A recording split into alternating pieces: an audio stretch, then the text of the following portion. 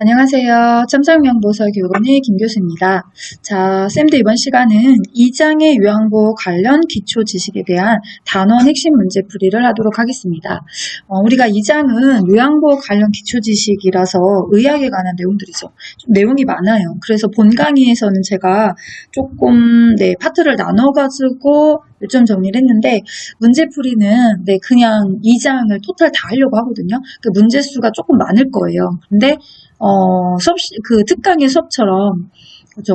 단원 핵심을 막 찝는 게 아니라 문제풀이 위주로 나갈 거니까, 조금 시간이 한 30분 정도는 넘을 거라고 예상을 하는데, 그래도 한 번에 정리하는 게 좋을 것 같아서, 2장은 문제풀이 한 번에 정리하도록 하겠습니다. 자, 바로 1번 문제로 들어가실게요. 자, 1번 노인성 질환의 특성에 대한 설명으로 잘못된 것은 1번 단독으로 발생하는 경우는 드물고 다른 질병을 동반하기 쉽다. 2번 증상이 거의 없거나 애매해서 정상적인 노화 과정과 구분하기 어렵다. 3번 원인이 불명확한 만성퇴행성 질환이 대부분이다. 4번 경과가 길고 재발이 빈번해서 합병증이 발생하기 쉽다. 5번 질환에 대한 초기 진단이 쉽다. 하나, 둘, 셋, 넷. 자, 5번이죠. 그죠? 다 1번부터 맞는 얘기를 해요. 그리고 5번에 초기 진단이 쉽다가 아니라 초기 진단이 어렵다예요. 노화 과정과 구별하기 어렵고, 우리가 일반 성인처럼 검사 결과의 틀들이, 내용들이 이렇게 정해져 있는 규격화, 정형화가 없죠, 노인들은요. 그러다 보니까 초기 진단이 굉장히 어려운 게 이 어려운 문제들이에요, 노인성 질환에서. 그래서 지금 정답은 5번. 자, 그럼 이게 노인성 질환의 특징이 우리가 여기 정리했던 내용들이에요. 지금 다 읽었던 거죠. 추가로 좀 보자면 이런 부분 있죠. 약물에 민감하게 반응합니다. 민감도가 높습니다. 신장에서 소변을 만들어내는 능력과 배설한 능력이 떨어져서 어떻게 돼요? 그죠? 약물 중독이 잘 됩니다. 지금 여기 써 있잖아요. 초기 진단이 매우 어렵다. 비교적 가벼워도 의식장애를 일으키기 쉽다. 이런 내용도 추가의 문항으로 사용할 수 있는 부분들이에요. 여기까지 더 알아두시면 좋겠네요. 자, 2번 문제. 노화에 따른 소화기계 특성으로 옳게 설명한 것은 1번 맛을 느끼는 세포수가 증가한다. 2번 쓴맛과 신맛을 잘 느끼지 못한다. 3번 지방의 흡수력이 증가한다. 직장벽의 탄력성이 증가한다. 5번 간 기능이 감소해서 약물의 대사와 제거 능력이 좋아진다. 하나, 둘, 셋. 5번이죠? 네. 자, 그럼 우리가 소화기계 특성이라고 했으니까 증가되는 애 하나 떠올리셔야 돼요. 증가. 어떤 게 증가해요? 그렇죠. 쓴맛과 신맛이 증가해요. 자, 그러면 제가 특강 시간에 말씀드렸던 게 증가되는 애 하나는 무조건 외워야 됩니다. 그럼 빨리 풀어볼까요? 증가되는 애 하나를 가지고 쓴맛과 신맛이 증가된다고 했으니까 이 증가를 보셔야 되는 거죠. 증가. 1번 증가. 아니네. 그게 없잖아요, 지금. 이거 그럼 틀린 거예요. 3번의 증가. 이것도 아니네. 쓴맛과 신맛이라고 안 써있죠. 여기도 증가. 아니네요. 그럼 벌써 바로 쓴맛과 신맛만 알았어도요. 3개를 다 X 칠 수 있어요. 나머지 안 읽고도요. 자세히 안 읽고도요. 그럼 이제 2번을 보니까 쓴맛과 신맛을 잘 느낀다고 했으니까 느끼지 못한다. 거꾸로 썼으니까 오답이잖아요. 그럼 뭐 보나마나 답은 5번. 이렇게 가는 거예요. 네. 그 증가되는 표현들만 잘 외워두고 계셔도 이런 문제는 정말 순식간에 빨리빨리 풀 수 있는 여러분 실력을 향상시키는 방법입니다. 자, 다음 문제 3번이에요. 다음 중 소화기계 주요 질환에 대한 설명을 잘못 연결한 것은 위염, 트름이나 구토나 식사 후 3, 4시간이 지나 배가 고프기 시작할 때 명치 부위에 통증이 생깁니다. 2번 위궤양, 속쓰림, 새벽 1, 2시에 발생하는 상복부에 불편감이 있습니다. 3번 위암, 수술 후 5년간 재발 확인 여부를 검진합니다. 4번 대장암, 장습관의 변화와 장폐색, 혈변이 있습니다. 5번 설사, 물의 섭취량을 줄이고 녹차나 커피를 마시도록 합니다. 정답은 하나, 둘, 셋, 5번이죠. 네. 자, 우리가 섭취량을 줄이는 게 아니라 늘리셔야 되고 탈수 올까봐요. 녹차나 커피는 카페인이 있어서 더 탈수를 요구시키죠? 제한하셔야 되는 거겠죠. 네, 그러면 요 내용이 증상을 가지고 시험 문제를 낸 거예요. 그러면 소화기계의 증상을 간단히 복습하도록 할게요. 자, 위염의 증상입니다. 명치가 아파요. 언제요? 식사 후 3, 4시간이 지나 배가 고프기 시작할 때요. 자, 위궤양입니다. 속쓰림, 소화불량이 있습니다. 언제요? 새벽 1, 2시예요. 위암입니다. 소화불량, 식욕감퇴, 오심, 복부 통증이나 불편감, 피가 납니다. 5년간 재발 여부를 확인하셔야 됩니다. 대장암, 장습관의 변화입니다. 설사와 변비로 암둥이가 막아버렸어요. 장폐색, 몸에서 어딘가 피나 점에 끈적끈적한 콧물 같은 이 나갑니다. 이 증상도 복습이에요. 이 증상들을 가지고 아까 위와 같은 문제를 출제하는 거죠. 4번입니다. 다음 중 대장암의 대상자에 스스로 제공한 음식으로 적당한 것은 1번 가공식품, 2번 통곡식 생채소, 3번 인스턴트 식품, 4번 훈제 요리, 5번 혼형식품. 정답은 하나, 둘, 셋, 2번. 그렇죠. 통곡식 생채소. 이게 뭐예요? 고자녀식이잖아요. 고자녀식이. 예, 자, 그러면 우리가 대장암이 있을 때 고지방, 고칼로리, 저섬유소, 저잔여 시기를 먹으면 걸려요. 그래서 거꾸로 먹어야 되죠. 저지방, 저칼로리, 고섬유소, 고잔여 시기를 먹어야 됩니다. 얘가 뭐예요? 고잔여 시기죠. 그리고 또 나오잖아요. 인스턴트 가공식품 안 됩니다. 훈연식품도 암을 유발합니다. 왜요? 훈연. 한 거나 훈제같이 뭔가 연기나 이런 걸로 해서 우리가 음식을 조리하게 되면 그 음식을 먹고 소화흡수 시킬 때 더 많은 산소 요구량이 필요하기 때문에 산소가 부족한 놈이 암이 잘 생긴다고 그랬어요. 그래서 제한하셔야 됩니다. 이런 내용을 하는 거죠. 정답은 2번이에요. 자, 이제 5번 문제로 가겠습니다. 다음 중 노화에 따른 호흡기계 변화로 옳은 것은 1번 기침 반사가 증가한다. 2번 폐포의 탄력성이 증가한다. 3번 호흡기 감염이 감소한다. 4번 기관지 분비물이 감소한다. 5번 호흡 근육의 근력이 감소한다. 정답은 하나, 둘, 셋, 5번입니다. 네. 자, 그럼 우리가 호흡기계 변화네요. 여기도 증가되는 게 하나 있었죠. 어떤 거요? 기관지 내 분비물이요. 자, 그럼 우리가 기관지 내 분비물이 증가됩니다를 알았으면 똑같은 거죠. 풀이 증가, 있나? 아니네, 그거. X. 이제 여기서 찾으시면 돼요. 호흡기계 감염이 증가된다. 이렇게 돼야 되잖아. 기관지 내 분비물이 늘어나면서 호흡기계 감염이 증가된다고 해야 되는데 감소된다고 했으니까 틀리는 거고. 기관지 내 분비물이 증가된다고 해서 감소됐으니까 틀리는 거고. 정답은 5번밖에 없잖아요. 그렇죠? 네. 그래서 여기도 마찬가지로 호흡기계에 기관지 내 분비물이 증가합니다만 잘 아시면 이런 문제는 간단히 풀 수 있습니다. 자, 다음은 6번이에요. 기도의 만성 염증성 질환으로 기관지벽의 부종과 기도협착, 여러 가지 자극에 대한 기도에 감인 반응을 보이는 질환은 1번 천식, 2번 폐렴, 3번 폐결핵, 4번 폐기종, 5번 만성기관지염. 정답은 하나, 둘, 셋, 네, 천식입니다. 뭘 갖고 찾는 걸까요? 과민 반응. 제가 앞에서 말씀드렸죠. 만성적인 염증으로 협착, 좁아졌어요. 만성기관지염도 같은 얘기를 해요.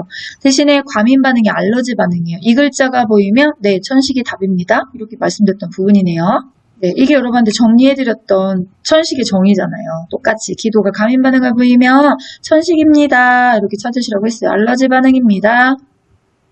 7번 문제 가겠습니다. 다음 중 폐결핵의 증상을 잘못 설명한 것은 1번 초기에는 대부분 무증상, 2번 오후에는 열이 없다가 늦은 밤에 식은땀과 함께 고열, 3번 피로감, 식욕부진, 체중 감소, 4번 마른 기침과 점액성, 화녹성 객담과 가슴 통증, 5번 호흡곤란과 흉막염 등의 합병증. 정답은 하나, 둘, 셋, 2번입니다. 그렇죠? 네, 잘못 설명한 걸 고르라고 했으니까. 초기는 대부분 무증상 맞아요. 오후에 열이 없다가가 아니라 어떻게 해요? 오후에 열이 슬슬슬슬 올라가죠? 그 다음에 늦은 밤에 식은땀과 함께 열이 뚝 떨어지죠. 네, 그래서 야간 발열입니다. 라는 얘기를 했잖아요. 그게 잘못된 거예요. 나머지는 다 정답이고요. 네.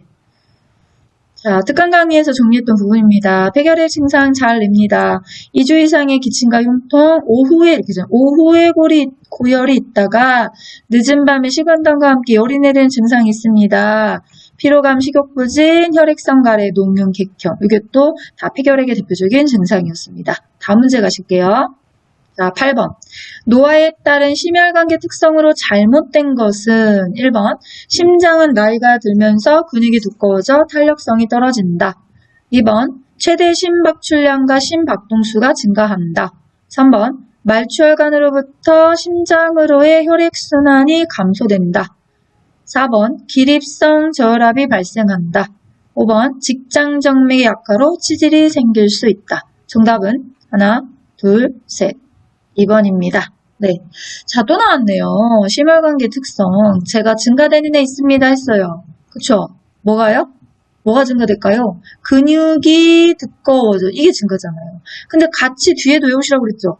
근육이 두꺼워지면 근육량이 많아지는 거지만 너덜너덜하게 증가되기 때문에 오히려 탄력성은 떨어집니다. 아주 정확하게 설명하잖아요. 나머지는 다 감소해요. 최대 심박 출량과 심박 동수요? 당연히 감소죠. 네. 나머지 순환 감소, 기립성 저혈압, 치질 다 맞는 내용이죠. 자, 그래서 네, 특강 본강의에서 요거만 써드렸어요. 근육이 두꺼워지는 건 증가되는 거지만 탄력이 떨어지는 것까지 같이 배우셔야 됩니다. 이렇게 하셔야 문제 오답을 줄일 수 있습니다. 라고 했어요. 자, 9번 가겠습니다. 자, 9번 다음 중 고혈압 대상자를 위한 약물 복용 방법으로 옳은 것은 1번 혈압이 조절되면 약 복용을 중단시킨다. 2번 두통 등의 증상이 없으면 약을 제공하지 않는다. 3번 증상의 정도에 따라 약 복용 횟수를 조절해준다. 4번 투약 후에도 증상이 지속되면 간호사 등에게 보고한다. 5번 전날 복용하지 않은 약물은 다음날 함께 복용하게 한다. 정답은 하나, 둘, 셋, 4번입니다. 네. 투약 약물에 관한 복용법을 설명하는 거예요. 그렇죠? 혈압이 조절되면 약 복용을 중단시킨다. 아니죠.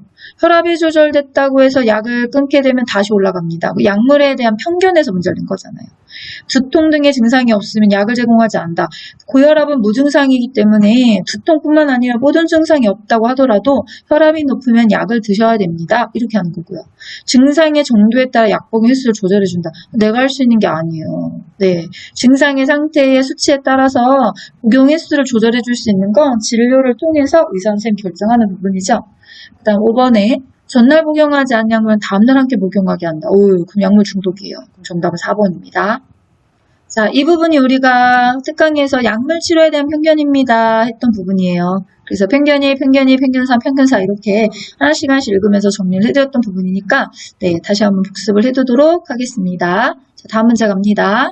자, 10번이에요. 심장의 수축력이 저하돼서 신체 조직의 대사 요구에 필요한 혈액을 심장으로 충분히 내보내지 못하는 질환은 1번 동맥경화증, 2번 심부전, 3번 비인혈, 4번 고혈압, 5번 저혈압. 정답은 하나, 둘, 셋. 그렇죠? 2번입니다. 쉬웠을 거예요. 네, 어떤 단어예요? 수축력이 저하되어. 이거 기억하셨죠? 심장에 짜주는 힘이 저어졌어요. 그 짜주는 힘이 심장이 하는 역할이에요. 그걸 못했으니까 심부전입니다. 이렇게 붙여주는 거예요. 그렇죠? 네, 우리가 여기에 동맥경화는 없지만 동맥경화도 종이를 잘 출제해요. 어떻게 해요? 동맥혈관의 안쪽에 지방이 쌓여서 경화가 딱딱해지는 거죠? 딱딱하게 굳어졌습니다. 라고 말하면 정답은 동맥경화로 바꿔 가시면 돼요. 네. 자, 다음 문제 갈게요.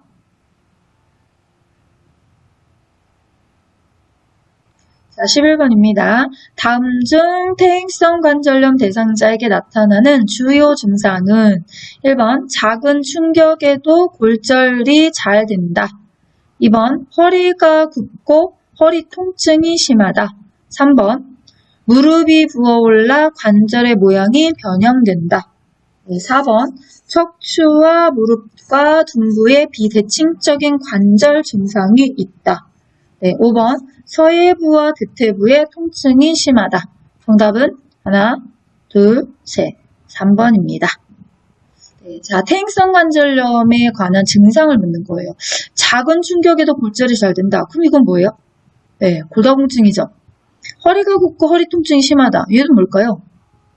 얘는 네, 허리가 굽고 허리 통증이 심하다. 글쎄요. 네. 여러 개 있을 수 있어요. 허리가 굽었어요?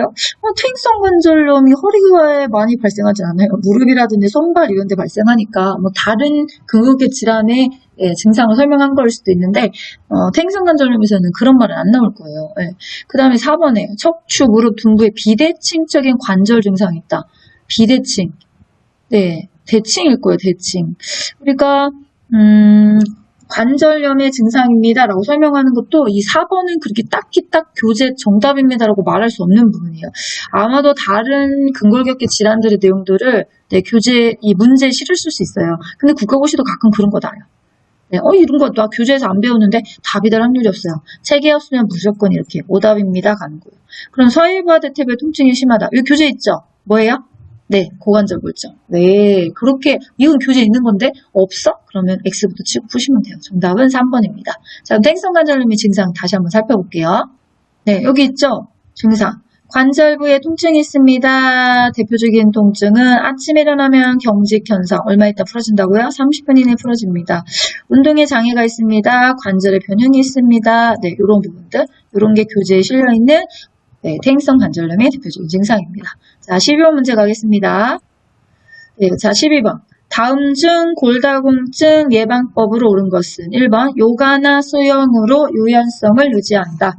2번 카페인이 든 음료 섭취를 권장한다. 3번 걷기나 조깅 등의 체중 부하 운동을 한다. 4번 고지방, 고단백 식이를 섭취한다. 5번 스트레스를 피하고 정신적 안정을 유지한다. 네, 맞는 정답은 하나, 둘, 셋, 3번입니다. 자, 일단은 요가는 책이 없어요. 네, 뭐 비슷한 답이 될 수도 있어요. 체조라고 치면 칠 수도 있어요. 근데 이제 수영 때문이죠. 수영은 골다공증이 아니라 퇴행성 관절염이 나왔던 부분이잖아요. 카페인이 든 음료를 섭취 권장한다. 카페인이 골다공증을 유발하는 원인 물질에 들어가죠. 막 사가 내려요. 그렇죠? 고지방, 고단백을 먹는 게 아니라 칼슘을 충분히 섭취하셔야죠. 뼈를 튼튼하게 할 수 있는. 네. 그래서 정답은 3번이에요. 5번도 뭐 스트레스 피하세요. 뭐 다 물론 좋지만 아주 정확하게 5번보다 더 정확한 답이 있잖아요.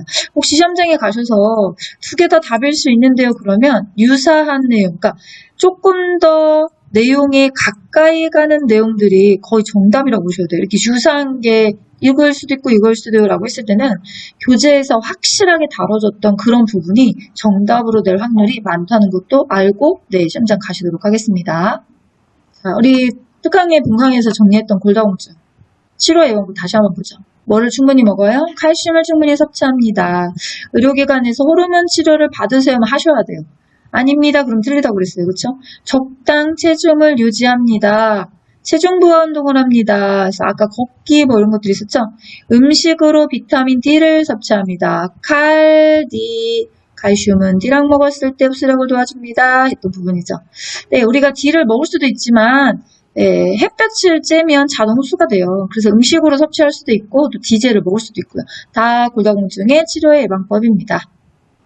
자, 13번 갑니다. 소변 배출이 원활하지 않아 소변이 가득 찬 방광에서 조금씩 넘쳐서 계속적으로 흘러나오는 현상은 1번 복압성 요실금, 2번 절박성 요실금, 3번 역류성 요실금, 4번 반사성 요실금, 5번 혼합성 요실금. 정답은 하나, 둘, 셋, 3번 역류성 요실금입니다. 자, 어떤 거냐? 넘쳐난다죠. 넘쳐 흘러요. 역류된다는 얘기죠. 네. 자, 반사성 요실금이 있나요? 없어요. 혼합성 요실금은 옛날 교재에 있었어요. 지금 이제 교재 없으니까 답이 될 확률이 없어요. 이 안에서 답을 찾으셔야죠. 세 개 중에 하나. 그럼 세 개의 정의는 뒤에 영상에서 보도록 할게요. 네, 우리 교재는 요 세 개밖에 없어요. 그러니까 정답은 세 개 안에 있는 거예요. 복부의 압력이 올라갑니다. 어떻게요? 기침을 하다가 웃다가 재채기를 하다가 달리기를 하다가 복부의 압력이 탁 넘쳐가지고 소변이 밖으로 막 나왔어요. 그럼 복압성 요실금. 절박합니다. 뭐가요? 소변을 보고 싶다고 생각이 들자마자 막 쏟아져 나오는데 얼마나 절박해요. 그렇죠? 그럼 절박성 요실금. 흘러 넘쳐 나옵니다. 역류성 요실금. 역류가 막 흘러 넘치는 거잖아요. 요 세 가지가 증상이면서 종류이고요. 또 잘 출제하니까 기억해 두도록 하겠습니다.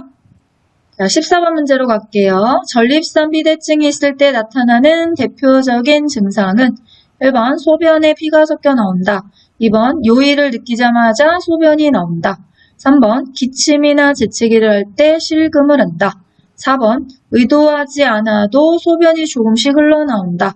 5번 소변을 볼 때 금방 나오지 않고 힘을 줘야 나온다. 정답은 하나, 둘, 셋, 5번입니다. 네. 자, 전립선 비대예요. 우리가 요실금과 반대였죠. 어떻게요? 요실금은 나오지 마세요 하는데 막 밖으로 나오는 거고요. 전립선 비대는요. 좀 나오세요 하는데 안 나와요. 여자분과 남자분이 노인이 되면 비뇨기가 완전 상반 반대로 가는 거예요. 그렇죠? 그 전립선 커진 전립선이 요도를 압박하기 때문에 소변이 나오지 않아요. 그 전립선 비대는 하나만 기억하시면 돼요. 나오지 않아요. 안 나와요. 안 나와요. 쥐었지 않아요. 이런 거 있죠. 그럼 쥐었잖아 나오니까 어디 있어요? 네, 여기 있잖아요. 5번에 있잖아요. 나머지 다 틀려요. 그렇죠? 네. 자, 그러면 이 전립선 비대 증상도 간단히 볼게요. 복습으로요. 자, 여기요, 여기. 소변 주기가 가늘어집니다. 힘을 줘야 나옵니다. 네, 소변 주기가 가늘어집니다. 소변을 보거나 시원하지 않아요. 힘을 줘야 나와요. 자주 마려워요. 자다가 깨서 소변을 봐요. 제가 특강 시간에 2개만 다뤄드릴 거예요 했어요. 왜? 나머지는 요실금도 있는 증상이에요.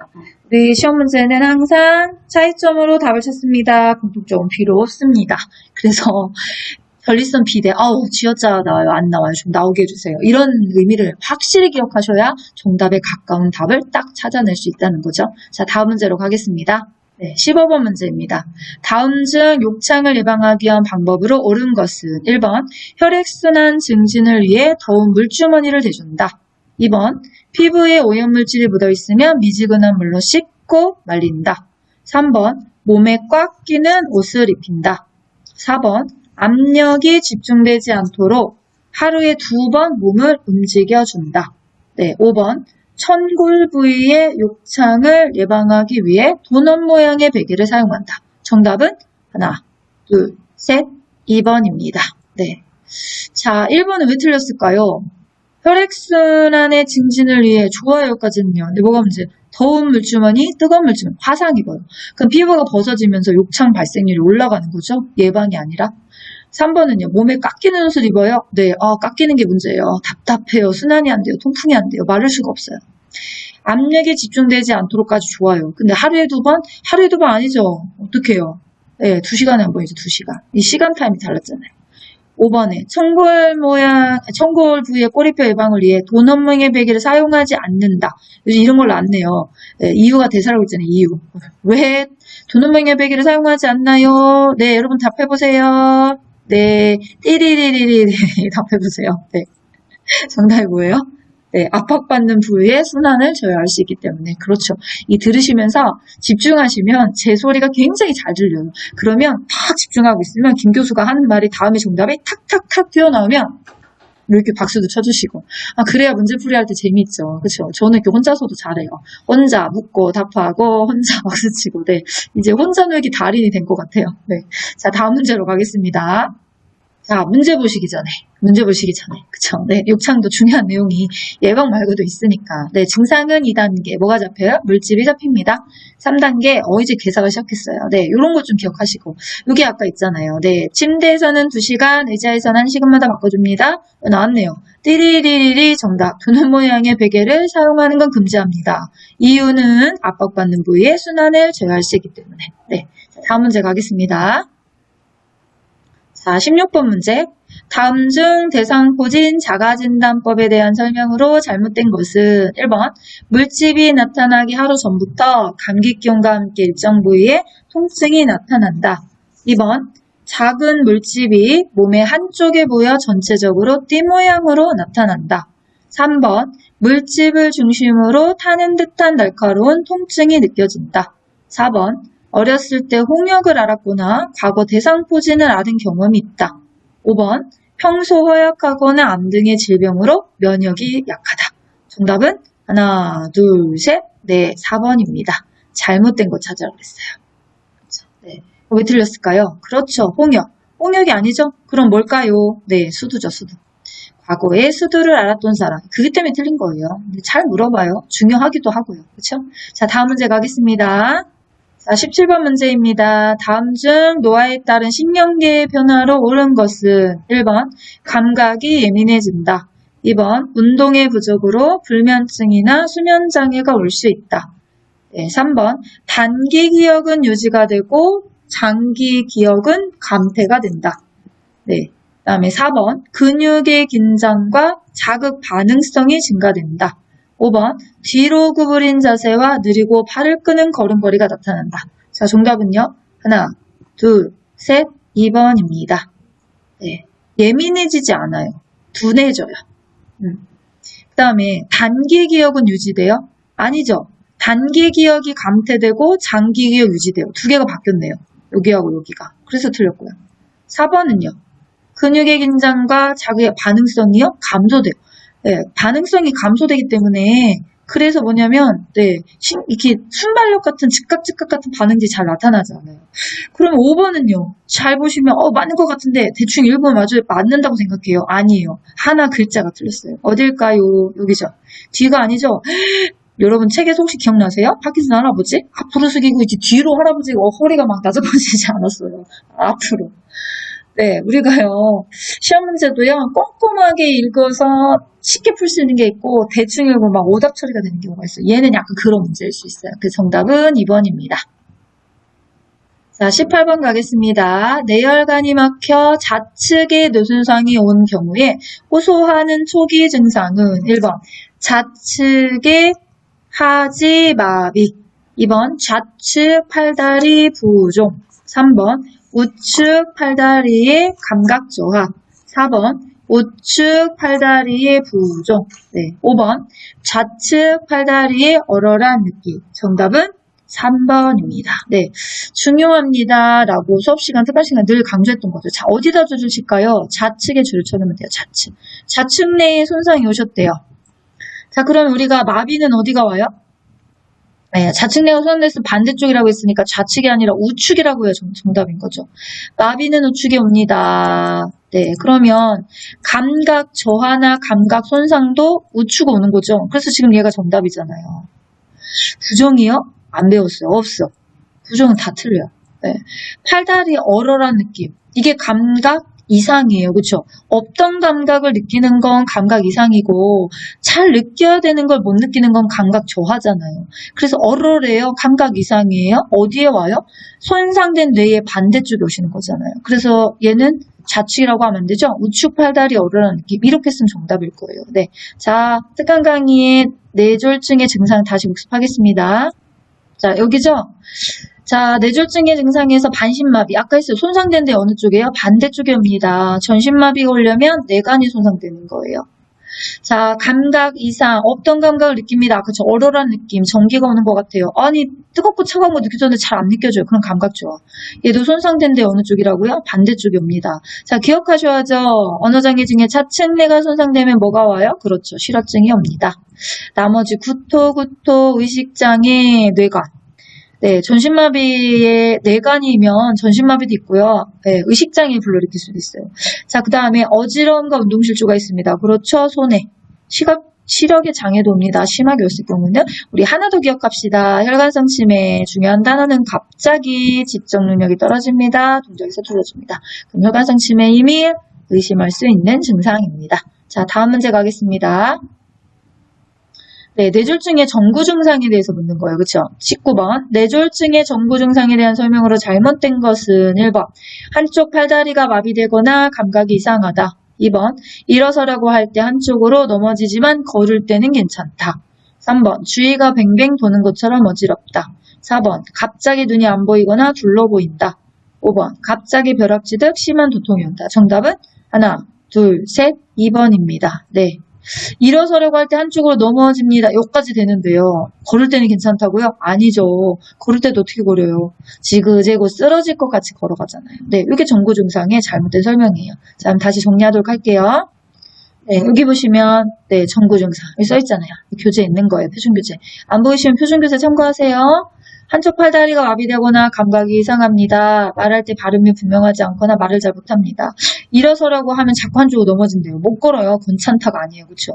주위가 뱅뱅 도는 것처럼 어지러워요. 갑자기 눈이 안 보이거나 둘러 보여요. 벼락치듯 두통이 옵니다. 의식장애로 깨어도 일어나지 못습니다. 일어나지 못합니다. 이런 내용들은 뇌졸중의 뇌출혈의 전구 증상입니다. 자, 다음 문제 보실게요.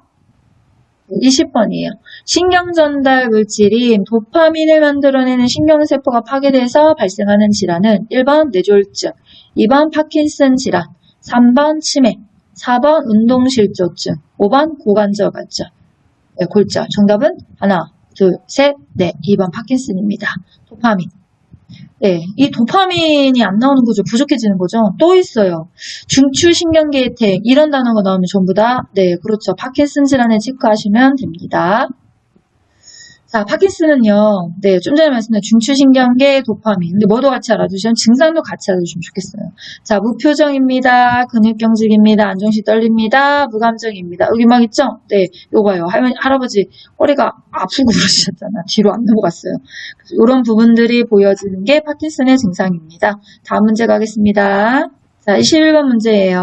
눈의 이물감, 어둠의 적응장애, 색깔 변화 인식장애, 뽀얗게 혼탁한 각막, 안구 통증 증상과 관련 있는 질환은 1번 백내장, 2번 녹내장, 3번 결막염, 4번 야맹증, 5번 망막증. 정답은 하나, 둘, 셋, 녹내장입니다. 자, X 치고 시작하는 거예요. 여러분 교재에 결막염 저한테 배웠어요? 아니요. 야맹증 아니요. 망막증 저 안 가르쳤어요. 그래서 항상 의학은요, 이렇게 실제 국가고시 문제도 그래요. 교과서에 없지만 보기상엔 있어요. 네, 왜? 없는 병이 아니니까요. 근데 우리는 의학은 항상 책에서 배운 내용대로만 체크를 해주셔야지 정답에 가까이 갈 수 있습니다. 자, 여기서 포인트는 어디예요? 각막입니다. 네, 각막. 각막이 뿌얘지면 녹내장이라고 했잖아요. 수정체인 동공이 뿌얘지면 백내장입니다. 라고 했죠. 자, 다음 문제 가겠습니다.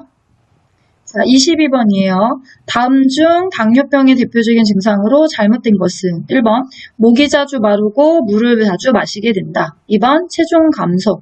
3번 소변량이 늘고 자주 보게 된다. 4번 배가 자주 고프고 많이 먹게 된다. 5번 질 분비물이 감소한다. 정답은 하나, 둘, 셋, 네, 5번입니다. 네, 질 분비물이 감소가 아니라 네, 어떻게 돼요? 증가되죠, 증가. 질 분비물의 증가가 대표적인 증상입니다. 그렇죠? 자, 그러면 정리된 내용을 다시 확인하실게요. 네, 여기 보시면 당뇨병의 증상 써놨죠? 다음, 음료를 많이 먹어요. 다니요, 많이 먹었으니까 많이 화장실 가셔야 돼요. 다식, 먹어도 배가 고파요. 근데 체중은 빠져요. 그렇죠? 잘 알아두시라고 했잖아요, 제가. 네, 이게 비뇨생식계에 나오는 증상이 아니에요. 여기 당뇨에 있어요. 발기부 전 질분비물이나 질감염이 증가합니다. 상처 치유가 지연됩니다. 고혈당일 때의 증상들, 그렇죠? 또 저혈당일 때의 증상들. 당뇨 증상들은 특히나 2번, 3번 잘 구별해서 이건 당뇨의 증상입니다. 알아두셔야 되는 문제이죠. 자, 23번 가겠습니다. 다음 중 우울증과 치매를 비교할 경우 옳게 설명한 것은 1번 우울증, 서서히 발병한다. 치매, 급격히 발병한다. 2번 우울증, 과거의 정신과적 병력이 없다. 치매, 과거의 정신과적 병력이 있다. 3번 우울증, 모른다고 대답하는 경우가 많다. 치매, 근사치에 대답을 한다. 네, 그 다음에 4번 우울증, 일관된 인지기능에 저하가 있다. 치매, 인지기능 저하의 정도의 편차가 심하다. 네, 5번 우울증, 단기 기억에 심하게 저하가 된다. 치매, 단기와 장기 네, 동등하게 저하가 된다. 네, 그럼 정답은 어딜까요? 하나, 둘, 셋. 네, 3번이죠. 네, 비교할 경우 옳게 설명한 것을 고르세요. 이렇게 했으니까. 네, 나머지는 다 뒤집어졌어요. 서로 바뀌었단 말이에요. 나머지는요. 그쵸? 네, 근데 3번만 옳게 설명한 거예요. 자, 그럼 얘를 표에서 확인하실게요. 네, 여기 표가 있잖아요. 이렇게. 이거 표를 보시고 구별하세요. 우울증은 급격히 발생해야 짧은 기간에 정신과적 병력을 갖고 있어요. 치매는 서서히 발병해야 긴 시간 동안에 정신과적 병력은 없어요. 우울증은 기억력 장애를 호소해요. 그래서 물어보면 자꾸 모른다고 대답해요. 치매는요, 기억력에 문제가 없다 그래요. 그래서 물어보면 자꾸 근사치 답을 줘요. 우울증은 인지기능 저하의 정도가 편차가 심해요. 근데 치매는 일관된 인지기능에 저하가 생기죠. 우울증은 단기 기억과 장기 기억이 같이 떨어져요. 근데 치매는 단기 기억이 심하게 떨어지죠. 우울증은 우울한 기분이 먼저 시작되고 치매는 기억력의 저하가 먼저 시작돼요. 요걸 가지고 문제가 된 거예요. 두 개를 뒤집어 버려서. 그렇죠? 그런 문제 잘 출제될 거예요. 잘 기억을 해두시고요. 자, 다음 문제 가겠습니다.